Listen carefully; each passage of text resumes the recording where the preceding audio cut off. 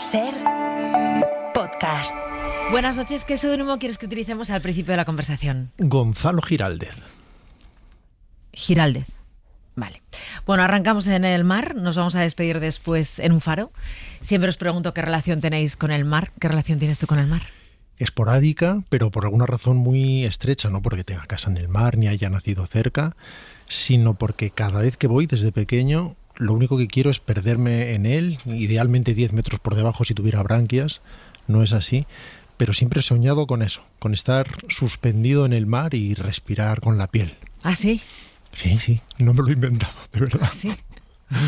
Bueno, tú naces en Galicia por casualidad, o sea, porque tu madre decide que nazcas allí. Y además en la única provincia sin mar, precisamente. Sí. Pero sí, es empeño materno, es decir, no es un accidente. Mi madre es gallega, las gallegas están como cabras y viven en Estocolmo, van a casa, dan a luz y vuelven a Estocolmo. Y por lo tanto no soy gallego por accidente, aunque no he vivido nunca allí, sino por mandato lunar. Pero, sin embargo, ¿tienes alguna vinculación con el mundo gallego? Sí. Sí, inevitablemente, porque está en la sangre. Desde que mi profesor de literatura me dijo en la adolescencia, tiene usted mala leche lúcida. Inmediatamente lo identifiqué como la famosa retranca y eso fluye en ti. Por otro lado, vuelvo con frecuencia a la aldea de mi madre, o sí, tengo una vinculación, aunque solo sea a través del amor que siento por Álvaro Cunqueiro, por ejemplo. Por ejemplo. ¿Es verdad que sabes imitar el sonido de las gaitas? Si vas a decir sí, te voy a decir, demuéstranoslo. Entonces voy a decir no. Vuelvo a hacer la pregunta. ¿Es verdad que sabes imitar el sonido de las gaitas? Puedo hacer una pobrísima demostración del sonido de una gaita, lamentablemente gratuita. A ver. Sería algo así.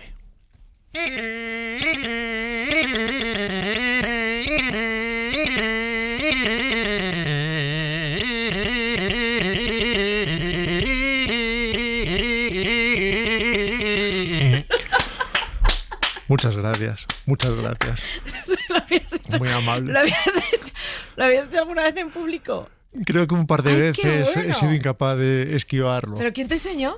¿Te imaginas que son generaciones? Esto, mi bisabuelo se lo enseñó a mi abuelo, que se lo enseñó a mi padre, que me lo enseñó a mí. No lo sé, un día hice el memo, que es algo que hago con cierta frecuencia, y salió parecido a esto. Bueno, vámonos a tu casa de la infancia. Estás un par de años en Madrid, pero luego tu infancia, adolescencia y todo se desarrolla en Salamanca. Toda mi vida, desde los 2 a los 30. Vamos a la casa de tu infancia, a tu casa familiar. ¿Podría estar sonando esto, por ejemplo? One bright and guiding light that taught me wrong from right I found in my mother's eyes. Ella Fitzgerald. Yo entonces decía ella directamente y formaba parte de la colección de discos de mi padre. Mi madre tenía más bien discos de música clásica, le gustaba por alguna razón, le gusta. Y mi padre tenía muchos discos de jazz o de rock de los 60 y 70, como la Creedence. ¿Qué tenía tu padre? ¿Tenía un equipo de música? ¿Tenía un tocadiscos independiente? ¿Llegó el CD y lo recuerdas? O sea, ¿cómo recuerdas la vinculación con la música? O sea, ¿dónde lo escuchabais? Era un equipo de lo que entonces decíamos IFI, que era un tocadiscos con una pletina adherida. Luego evolucionó cuando llegaron las minicadenas y cuando empezamos a hablar de la doble pletina y todas aquellas cosas. Tú tenías radiocasete en tu habitación. ¿Qué tenías en tu habitación para escuchar música? Tenía también un radiocasete, efectivamente, de estos en los que tenías que recordar que para dar al rec había que darle a la vez al play. Sí. Y cuando querías una canción que no tenías, escuchabas un programa de radio y decías, ojalá no hable el locutor encima. She may be weary, women do get weary, wearing the same shabby dress. Has hablado muchas veces de la biblioteca que había en tu casa, que tus padres eran ávidos lectores, que tú además no recuerdas a tus padres leyéndote ni contándote cuentos, pero que sí te recuerdas yendo a buscar libros y, no sé, descubrir de repente, bueno, es muy llamativo que cuentes lo de la metamorfosis de Kafka, o que has dicho, ¿a quién no le puede sorprender que alguien se despierte convertido en escarabajo o en insecto? ¿Cómo es el descubrimiento ese tuyo que tiene que ver con la lectura? Mis padres efectivamente no me leían cuentos por la noche. Ahora bien, mis padres leían, así que yo les veía leer. Y para mí era una cosa absolutamente normal. Nunca me dijeron, escucha cosas, sino que sonaban en la casa. Y la casa estaba empapelada efectivamente de volúmenes que aún hoy me parecen el elemento decorativo más bonito del mundo. Me parece el elemento ornamental, si quieres llamarlo así, que más abriga. Y con naturalidad me ponía a fisgonear y a culebrear entre los títulos tratando de encontrar algo que me resultara interesante, por la razón que sea. Si una novela era de Arthur Haley y se llamaba El apagón, eso sonaba bien. El apagón, aquí van a pasar cosas, seguro. O si hablaban de un submarino que había quedado varado en el fondo del mar o cualquier cosa. Viven, por ejemplo. Leí Viven tal vez con 8 años. El libro Viven, el del accidente de avión. Eso sí, es, el de Pierce Paul Rey. También de pequeña, también ¿verdad? De pequeña me impresionó muchísimo. Claro, porque era una premisa a la que no te podías sustraer como niño. Y precisamente por eso caí, como bien decías, en la metamorfosis, pero por la misma razón. No por ningún tipo de afán culterano, sino porque un tío que se levanta por la mañana convertido en escarabajo se parece mucho a Los límites de la realidad o las películas de Spielberg que me gustaban. Obviamente no entendí nada, pero lo crucé, lo nadé. Voy a ponerte otra escena que aunque no, vamos a escucharla y luego te cuento por qué he pensado en unir estas dos cosas. Primero, algo que se oía en todas las casas los viernes por la noche. Temas y aparatos que sirven para iluminar. Por ejemplo, un foco. 1, 2, 3, respondo otra vez. Un foco. Un foco. Un flexo. Un flexo. Una bombilla. Una bombilla. Una linterna. Una linterna. Una cerilla. Una cerilla. Un camping gas. Un camping gas. Una hoguera. El 1, 2, 3, el concurso más popular de aquellos años, se veía en casa, entiendo que en la tuya también, los viernes. Sí. Pero fíjate el giro. Tú en realidad lo que querías ver y no podías era esto.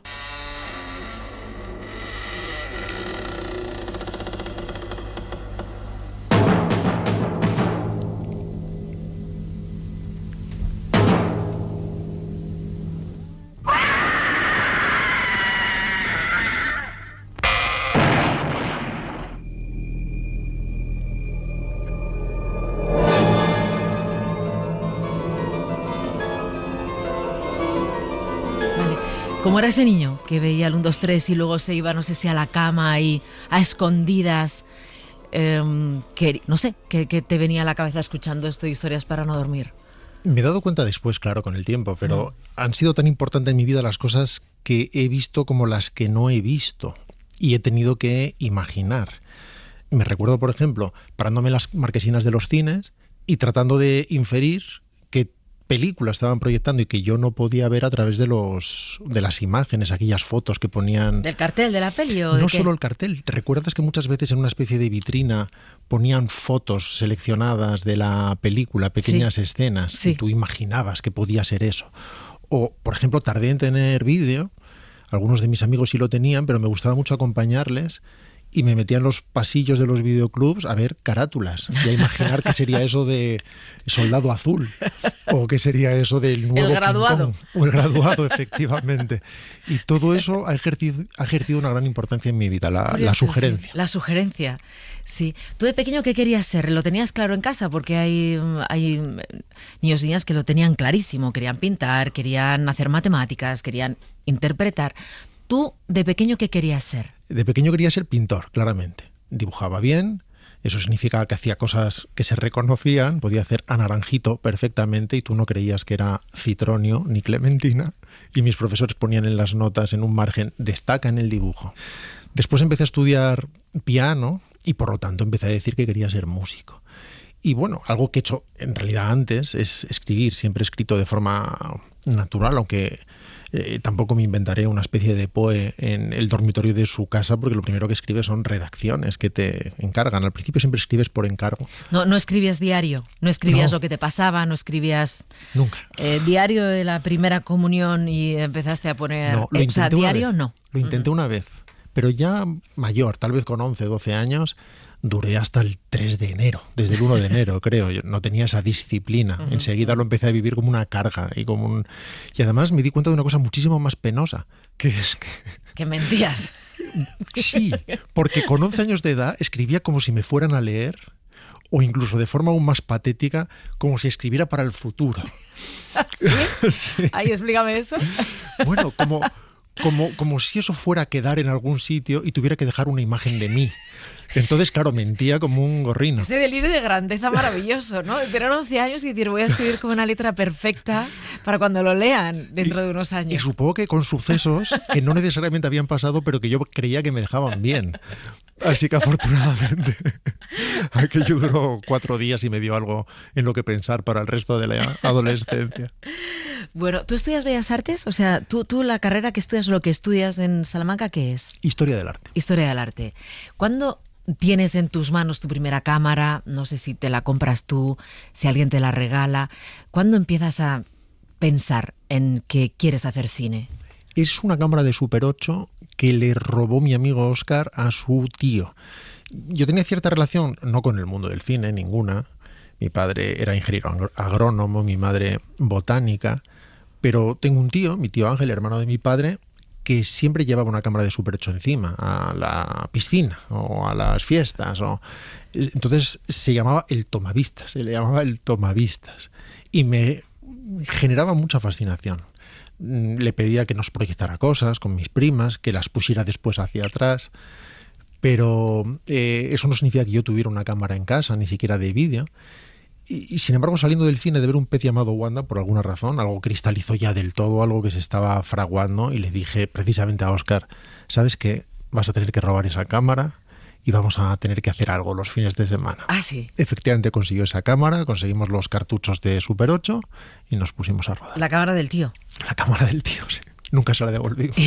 ¿Y Óscar ha tenido alguna relación profesional en tu vida o se quedó ahí en un principio? Óscar protagonizó todos aquellos cortos en Super 8 y desde entonces, aunque él se dedica a otras cosas, en todas mis pelis le llamo para hacer algo. Hace un cameo. Sí, aunque sea un pequeño cameo. Hitchcock. Un pequeño acto de brujería. Ay, qué bueno. Bueno, ¿por qué Rodrigo Cortés, el cineasta Rodrigo Cortés, por decir algo, porque tienes muchas cosas, pero bueno, te conocemos por tu trayectoria cinematográfica, se ha puesto de seudónimo Gonzalo Giraldez? Por algún motivo, mucha gente, cuando no me conoce, evidentemente, si no sería más preocupante, me llama Gonzalo. Y he hablado con varios Gonzalos que me han dicho que les llaman Rodrigo. Así que hay una conexión oculta, subterránea, no sé si secreta, entre ambos nombres que no he acabado de dilucidar del todo. Posiblemente Gonzalo y Rodrigo suenan a caballero castellano, sí. Don Gonzalo, Don Rodrigo, y Giraldez porque es el apellido de mi madre. Decidí en ese mismo instante en que haces tu primer corto o tu primer obra pública y tienes que decidir cómo te llamas, si Fernando León o Fernando León de Aranoa, que lo iba a dejar en Rodrigo Cortés, que me parecía que sonaba mejor, pero también desde entonces hago que algún personaje de la película se llame Giraldez. Qué cosa más curiosa, de todas formas, el Rodrigo Cortés ya parece un caballero andante. O un bailaor. Bueno, era el mejor de los hermanos. Pero Giraldez le da empaque. ¿Qué recuerdo tienes de tu tiempo en Salamanca? Que ahí es donde lo has dicho antes, ¿no? Mi niñez, mi adolescencia, hasta los 30 años. O sea, ¿tu vinculación con Salamanca sigue siendo activa? ¿Es ahí donde te criaste? Sí, vuelvo con frecuencia. Además, sucede algo curioso. En mi experiencia, la gente que procede de Salamanca en general reniega de ella. No sé exactamente por qué. Le pasa, por ejemplo, a Boyero, que es de Salamanca, pero jamás lo dice, y cuando lo hace en privado es sacando culebras y sapos por la boca. Algo que no es común en el boyero privado, como bien sabes, porque el boyero público es como es, pero el privado es un rabito de nube. Es verdad que es muy delicado. Por cierto, bueno, luego te hago una pregunta sobre Boyero. Vale. Y esto le pasa a mucha gente, pero personalmente no tengo esa relación. Es una ciudad dura, no te quepa ninguna duda. Es una ciudad fría, forjada en frío y piedra, pero yo he aprendido a amar el frío, precisamente por eso. Rodrigo Cortés, tú comenzaste a rodar cortos con mucho éxito. No sé ahora cómo está el mundo de los cortometrajes, porque para muchos cineastas el cortometraje ha sido fundamental. Pero ahora, antes los veíamos antes de las películas, en la 2 veíamos sesión de cortometrajes. Ahora es difícil para el público acceder a ver cortometrajes. Los tienes que buscar especialmente, ¿no? Siempre ha sido difícil porque no tienen una ubicación comercial a la que acudir, pero es verdad que en aquellos años se vivía lo más parecido a un boom en el cortometraje, y si tu cortometraje tenía éxito te podías hacer la Vuelta Ciclista a España durante año y medio recorriendo la geografía completa, y si te iba bien además y ganabas premios ganando dinero. De hecho, yo gané bastante más dinero con mi último cortometraje, 15 días, por ejemplo, que con mi primera película, Concursante. Ah, sí, ganaste más dinero con 15 días que con Concursante. Sí, porque fue enormemente... Bueno, Jules ya funcionó muy bien. Sí. Luego, ¿quién te había financiado 15 días? En parte con un premio que había ganado con Jules, pero mi primer corto en Super 8 directamente me lo financió mi madre. Y se inventó una empresa. ¿Cuánto te costó, te acuerdas? 10.000 pesetas, no lo sé, o sea, era poco, pero hizo un contrato y me hizo poner una corbata y un traje, y hay fotos del momento en que firmo el contrato con mi madre y su pareja. ¿Con tu madre y su pareja en casa? Giraldez y Cañabat, era Jica Films. Firmé el contrato y me dieron el dinero. Y no sé qué me compré con eso, un cargador de pilas para la cámara. ¿Y nunca devolviste las 10.000 pesetas? Eran a fondo perdido. Eran a fondo perdido. Es una apuesta interesante. Ese cortometraje no ganó dinero. Pero con mi primer corto en 35 milímetros Jules, ahí sí que me endeudé. Me prestaron dinero los amigos, me prestó algo de dinero mi madre, gané premios, recuperé a los amigos, a mi madre no la perdí, y con 15 días ya tenía dinero de Jules para poder invertirlo en 15 días. Rodrigo, te iba a llamar Gonzalo. Adelante. Te iba a llamar Gonzalo, así en ese giro en el que yo también vinculo a Rodrigo con Gonzalo. Son nombres que se parecen. Voy a poner un poquito del tráiler de Concursante y comentamos. ¡Enhorabuena, Martín! Éramos ricos, inmoral e injustificadamente, indecentemente ricos, y no sabíamos pilotar una avioneta. ¿Saben cuál es la diferencia entre un rico y un pobre? El pobre cree que el dinero da la felicidad, y el rico lo sabe. Paso a Martín, Circo Martín, paso al Rey Asociado. 500 millones de Año 2007. ¿De dónde sale el guión de Concursante? Es muy anterior en realidad, porque me llevó quizá 5 años lograr levantar esa película.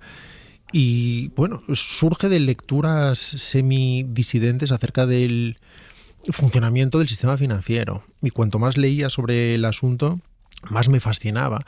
Entre otras cosas porque me fascinaba también su potencial cinematográfico, esa posibilidad de levantar la alfombra y ver qué hay debajo y mostrar los entresijos de algo.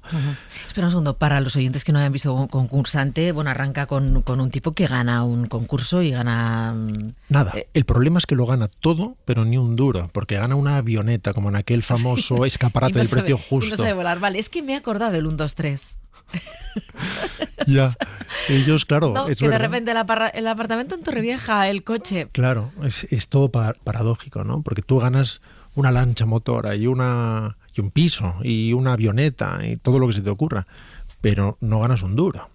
Todo eso para Hacienda es dinero. Todo eso para Hacienda es que tu patrimonio se ha incrementado en no sé cuántos millones. Tienes que pedir un crédito para poder pagar a Hacienda un dinero que nadie te ha dado nunca jamás. Empecé a imaginar todo eso y a exacerbarlo. Y claro, al final nació esta historia satírica, esta especie de pesadilla terrible, divertida y cruel sobre alguien aplastado por su propia suerte. Scorsese ha sido tu faro siempre, eso lo has dicho en alguna entrevista. Él no tenía ni idea, pero sí. Luego lo supo, se lo pudiste decir. Desde los 13 años que a los pies de los cines Van Dyck en Salamanca, mirando hacia arriba, tratando de elegir qué película iba a ver, elegí una de billar en la que salía Paul Newman, el muchacho de Legend y una muchacha. Y pensé, bueno, billar, Paul Newman, esto estará bien. Pero sucedió algo que yo no había visto nunca. Me encontré ante una fuerza cinética de los planos, de la colisión de las imágenes entre sí, un lenguaje de cámara al que por alguna razón era enormemente sensible y del que aquella película me hacía enormemente consciente, y empecé a rastrearlo. Poco después vi After Hours, que aquí llamamos Joque Noche, en nuestra ambición de mejorar los títulos, y desde entonces ha sido mi guía. y por su magisterio en todos los sentidos, como cineasta, como divulgador, incluso por su actitud ante la industria. Rodrigo Cortés, cuando estrenas Buried, año 2010 es esta peli, ¿no? Así es. Te iba a preguntar, ¿qué dijo? ¿Te acuerdas de lo que dijo Boyero de esta película? ¿Lo sabes? Sí, no literalmente, pero recuerdo que usó la peli para darle en la cabeza con ella a otro. Es decir, que sería igual Almodóvar. No sé quién. Él hablaba mal de pelis cada viernes y un viernes habló bien de mí para poder hablar mal de otro. Sí, hablo bien de esta peli Buried, que dio la vuelta al mundo. A ver, esto sí que es una locura. Han pasado muchos años, 16 años. Con perspectiva, ¿cómo ves el que tú mismo te atrevieras a meterte a rodar una peli, a dirigir una peli que tiene un guión que consiste en que un tipo está durante 1 hora y media metido en un ataúd, en una caja? He estado viendo algunos coloquios que tuviste cuando estrenaste la peli, porque hicisteis muchos coloquios, muchas charlas, mucho, ¿no? No, muy interesante. Y tú decías que te decían, no, está muy bien el guión, pero no es nada comercial. Y sin embargo, tú cuando empezabas a leerlo, 20 páginas, y llamabas, oye, bloquea estas 20 páginas, como diciendo, bueno, hasta aquí bien. Siguientes 20 páginas, oye, estas 20 páginas también. Entonces te iba fascinando el guión, pero claro, la gente que lo había leído antes que tú había pensado muy, muy bien este guión, muy claustrofóbico, muy angustioso, pero, ostras, ¿cómo vamos a llevarlo a la pantalla, no? ¿Cómo Claro. vamos a hacer de esto una peli? Yo llamaba cada poco porque en el fondo estaba convencido de que eso se iba a hundir. Pensé, esto es una de esas películas cuya premisa es estupenda y que en el fondo son mejores contadas que vistas. Seguro que esto que estoy leyendo no se va a sostener, porque lo que me dijo el que finalmente fue el productor español de la película, Adrián Guerra, cuando lo recibió del productor americano, que es Peter Safran, es, bueno, esta película es improducible, pero a ti te gustan las cosas raras. Y por eso le llamaba cada 2 por 3, porque decía, oye, esto aguanta el reto, este guión permite hacer esta locura. Y yo sentía que habría un montón de directores al otro lado de la loma con hachas. Y Adrián me decía una y otra vez, no, si no hay nadie, tranquilo, léelo tranquilo. Que no hay nadie que lo quiera dirigir. Nadie quiere Estás hacer tú el esta primero. película. Sí, Nadie... es que, jolín, es que era arriesgado eso. Y tiene mucho sentido que alguien que quiera apostar su dinero no lo haga en una película que sucede dentro de una caja durante 1 hora y media sin abandonarla jamás. Sí. Porque nadie te dijo, dale un giro, y entonces está el tipo en la caja, enterrado, buried, pero que luego quien habla, pues que se le vea, o sea, que haya planos cuando llaman para explicar y quien coge el teléfono, sí, no te preocupes, vamos a rescatarte. ¿No estuviste tentado? Nadie te dijo, hazlo así, y tú dijiste, no, tiene que ser la 1 hora y media en la caja, o sea, ¿tú tuviste esa conversación? Resumiendo, me lo dijo todo el mundo. Incluso el guionista la había escrito así. Pero a mí me parecía que paradójicamente salir de la caja era hacer la película más pequeña. Yo sentía que si salíamos de la caja íbamos a tener un buen episodio de 24, por ejemplo. O en el mejor de los casos, si hubiéramos tenido mucho dinero que no teníamos, una buena película de Tony Scott. Pero sentía que dentro de la caja teníamos Hitchcock y teníamos a Indiana Jones dentro de una caja. Teníamos algo en lo que se podían generar paisajes acercándote precisamente y convertir un pómulo o una lágrima o un poro abierto en un paisaje y jugar con el punto de vista. Y a la vez, mientras decía esto, un par de días antes de empezar a rodar, estábamos en el set con el ataúd principal porque se construyeron varios encima de su plataforma, era el más robusto, y me quedé mirando el ataúd y pensé, ahí vas a hacer tú una película de 1 hora y media. Imagínate por un instante que estás en tu casa, abres el armario, metes la cabeza y dices, aquí voy a hacer una película de 1 hora y media. Claro que sí. Y me entró un extraño vértigo que era la razón actuando, diciéndome, no se puede. Así que volví a parar el cerebro y decidí hacer lo que había hecho hasta ese momento, que es desglosar la película en unidades individuales y abordar los problemas de uno en uno, para que solamente una vez juntados todos el resultado fuera una película posible. La verdad es que sí, está muy bien esto que dices, a toro pasado, o sea, con el tiempo dices, hombre, ¿cómo no iba a ser un éxito? Pero hay que verse en ese momento, o sea, hay que meter la cabeza en el armario de la cocina, encerrarla así un poco y decir, voy a estar 1 hora y media contando a los espectadores una historia desde aquí. ¿Y cómo convenciste al actor? ¿Al protagonista? En un viaje a Los Ángeles. Curiosamente, un par de semanas antes había ido a conocer a otro actor, no revelaremos su nombre, y apareció con todo su entourage, con su publicista, con su agente, con su manager, no sé exactamente con cuántas personas eran, porque eran 7 u 8. Y puso problemas desde el primer momento, voy a tener que hacer yo todo, tendremos un doble de luces y al final, bueno, aquello no cuajó. Y yo había pensado siempre en Ryan Reynolds, curiosamente, que aunque era muy muy conocido por la comedia, comedias como Van Wilder, inmediatamente haría la proposición con Sandra Bullock para Disney, lo había visto en una película maravillosa que se llama The Nines, Los Nueves, de John August, un guionista maravilloso que dirigió esta película, y ahí hacía 3 papeles diferentes con matices muy pequeñitos que llegaban a zonas muy profundas. Y pensé, me gustaría hablar con Ryan, que es de la misma agencia, ambos somos de UTA. Y se organizó inmediatamente ese viaje, no sé cómo. Todo fue desusadamente rápido, inexplicablemente rápido. Nos reunimos en un lugar muy conocido allí, que es el Chateau Marmont, que es un hotel en el que se ha suicidado mucha gente importante. Y él fue solito, con un casco de moto en el codo. Él no trajo a nadie. No trajo a nadie, fue sin séquito. Así es. Estuvimos hablando 1 hora y pico e inmediatamente comprendíamos que éramos la mejor pareja de baile que pudiéramos encontrar, y solo 2 meses después estábamos en Barcelona rodando. Esto no me ha vuelto a suceder, esto no sucede nunca y no es probable que suceda de nuevo. Un rodaje corto, ¿no? Pues fueron 17 días. Cortísimo. 17 días, eso no te va a suceder nunca tampoco.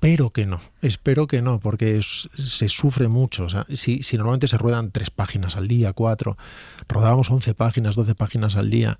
Obviamente, en cuanto a elementos, teníamos una caja, un mechero y un teléfono móvil, era manejable, al menos eso es así, pero era muchísimo material diario. Yo me recuerdo a mitad de rodaje metiéndome por la noche en el mar, en la Barceloneta, para ver si la sal me deshacía de todo lo que iba acumulando, y sin estar seguro de si iba a llegar vivo al final. Pensaba, aún tengo trucos en el baúl. Al final me entierro yo. Así es. Jolín. Oye, Rodrigo, ¿no tienes nada entre manos, Rodrigo Cortés? ¿Qué tienes? Algo tienes que tener. Sí, siempre hay algo entre manos. Yo creo que todo el mundo tiene algo entre manos. Y por lo tanto ahora mismo estoy con 3 guiones en diferentes estados, o incluso guiones acabados en estados de financiación. Y cuando dejen de ser proyectos será cuando merezca la pena hablar de ello. Bueno, vamos a despedirnos en un faro. Dime con quién te gustaría estar, encontrarte, reencontrarte, con quién te gustaría estar, o solo. ¿Y qué canción o música estaría sonando?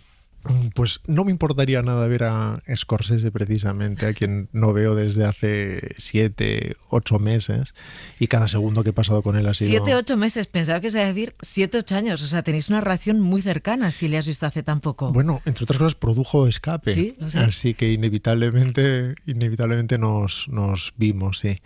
¿Y qué sonaría? Pues, por ejemplo, algo de La Banda. Al fin y al cabo él hizo El último vals, que partía precisamente con Don't Do It, y creo que no le iba a molestar nada que sonara ese tema de su amigo Robbie Roberts. ¿Y podría Scorsese firmar la producción de tu próxima película?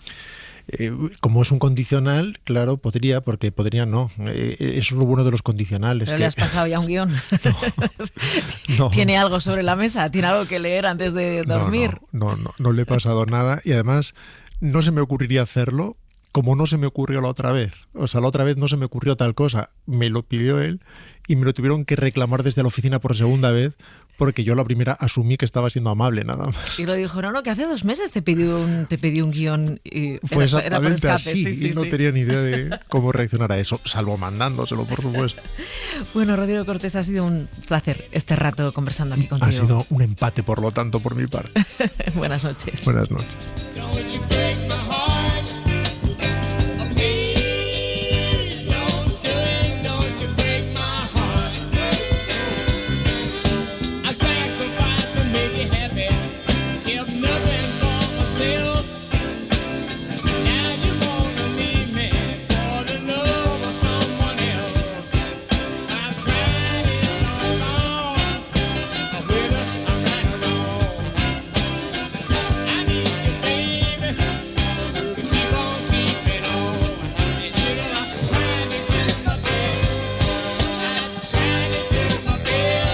Para no perderte ningún episodio, síguenos en la aplicación o la web de la SER, Podium Podcast o tu plataforma de audio favorita.